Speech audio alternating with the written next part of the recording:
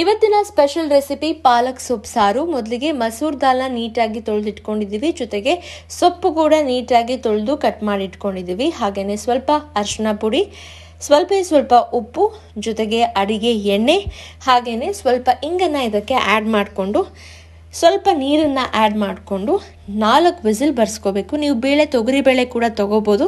4 whistle ಆದಮೇಲೆ ಈ ರೀತಿಯಾಗಿ ಬೆಂದಿರುತ್ತೆ. ಈಗ ಈರುಳ್ಳಿ, ಟೊಮ್ಯಾಟೊ, ಹಸಿಮೆಣಸಿನಕಾಯಿ, ಕರಿಬೇವಿನ ಸೊಪ್ಪನ್ನು ಒಂದು ಕಡೆ ಕಟ್ ಮಾಡಿ ಇಟ್ಕೋಬೇಕು. ಒಂದು ಕಡಾಯಿಗೆ ಎಣ್ಣೆಯನ್ನು ಹಾಕಿ ಅದಕ್ಕಾದ್ರ ಮೇಲೆ ಸಾಸಿವೆ ಹಾಕಬೇಕು, ಉದ್ದಿನಬೇಳೆ ಹಾಕಬೇಕು, ಹಾಗೆಯೇ ಜೀರಿಗೆ ಹಾಕಬೇಕು.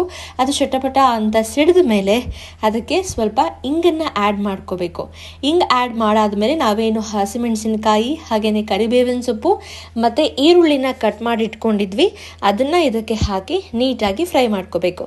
ಹಸಿ ವಾಸನೆ ಹೋಗೋ ತನಕ ನೀಟಾಗಿ ಫ್ರೈ ಮಾಡ್ಕೊಂಡಾದ್ರ ಮೇಲೆ ಅದಕ್ಕೆ ಟೊಮ್ಯಾಟೋನ ಆ್ಯಡ್ ಮಾಡ್ಕೋಬೇಕು. ಟೊಮ್ಯಾಟೊ ಕೂಡ ನೀಟಾಗಿ ಫ್ರೈ ಆಗಬೇಕು. ಅದು ಬೆಂದಾದ್ರ ಮೇಲೆ ಎಣ್ಣೆ ಮೇಲ್ಗಡೆ ಬರುತ್ತೆ, ನೀವು ನೋಡ್ಬೋದು.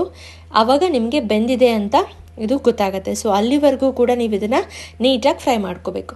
ಅದಾದ್ರ ಮೇಲೆ ನಾವು ಬೇಯಿಸ್ಕೊಂಡಿರುವಂತಹ ಪಾಲಕ್ ಮತ್ತು ದಾಲ್ ಎಲ್ಲ ಏನಿದೆ ಅದನ್ನು ನೀಟಾಗಿ ಆ್ಯಡ್ ಮಾಡಿ 1 ಲೋಟ ಮತ್ತೆ ನೀರನ್ನು ಹಾಕ್ಕೋಬೇಕು.